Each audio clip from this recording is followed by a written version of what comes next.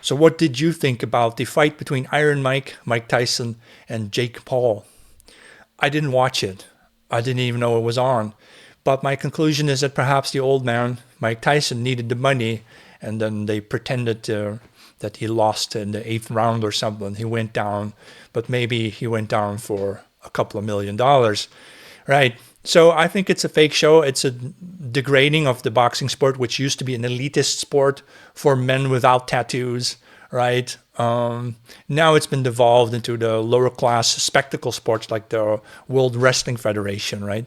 But I wanted to talk about the fact that before Tyson and Paul came on, there was another fight, the pre-fight, I don't know what they call it, the pre-program, between two women boxing, where apparently they did shed blood, as opposed to the men who later came on who didn't, who just pussyfooted around, I've heard. I saw some footage on TikTok. I don't think there should be a women's boxing sport or a women's kickboxing sport. I don't think women should fight each other and get bloodied and bruised. Don't women have baskets to weave? Or fishing nets to repair? Or like cleaning up your house or something? Don't you have something more womanly to do?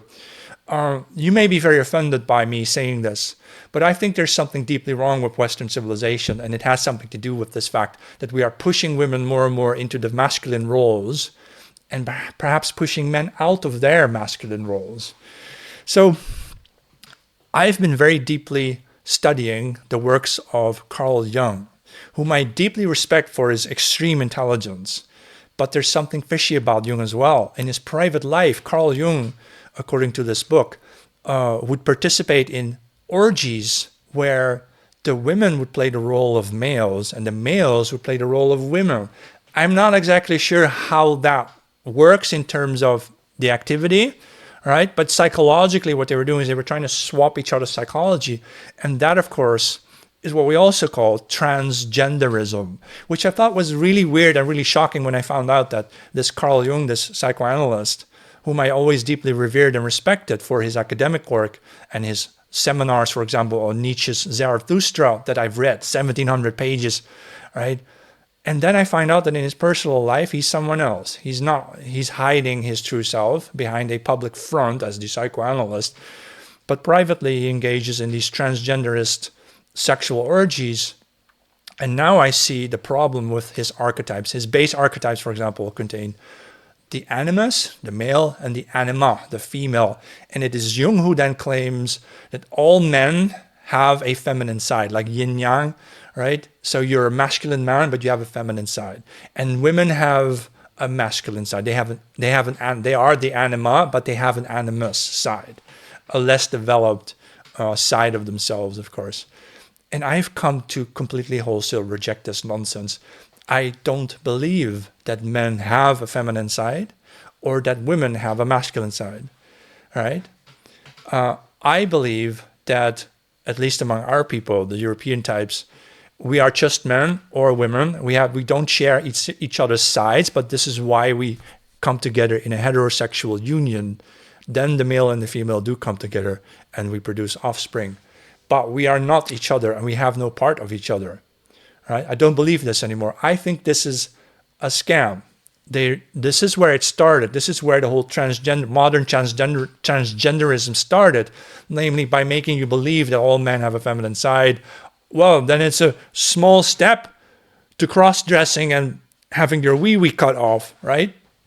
Because you have a feminine side anyway, why not develop it, right? And that's what Carl Jung did privately. They wanted to develop further their underdeveloped other side to make it balanced, to make it equal. Here you go, equality, another one of those leftist pet peeves, right? And then they would be somehow better people, and they felt very smug and superior about doing so. I honestly think this is just something whimsical that these bored, aristocratic, rich elites did as a pastime in their private lives. I think it's warped. I think it's somewhat insane to engage in this nonsense. But therefore, I want to propose something completely differently. I want to propose what I call aristocratic masculinism. And it goes hand in hand with a sort of revived religion in Europe. It can be, for example, we take Christianity and we take the masculine parts, the masculine interpretation of Christianity, and run with that to support a masculinist revival movement. So what is aristocratic masculinity? Briefly, because this video is getting too long, I will explain it as follows. It is simply men who accept that they don't have a feminine side. They're just men, right? Like the old German god Wotan, who, just like the Old Testament god of Christianity, is undoubtedly purely masculine and does not have a feminine side, right? And by pursuing this, right, we begin to separate ourselves from the feminine society as well. First of all, clearly we are living in nation states that hate us. The governments hate us. They want us dead anyway, right? Why would we continue to work and fight and pay taxes for countries that don't care about us anyway? What are we doing? We have become submissive in this sense. We are submitting to an economy that no longer serves our interest, but we still have to do it because women and children still benefit off of it to some extent. And immigrants, of course, immigrant women to a very large degree. I think half of the children born in the Netherlands today are children of non-natives. So we're paying taxes for an increasingly globalist project that does not serve us. And aristocratic masculinism, as a sort of revival movement, tells us men, no, quit. Quit your fucking job. Don't pay taxes for this nonsense. Go do something else. And if we get enough people together and pool our resources together, what can we do with that?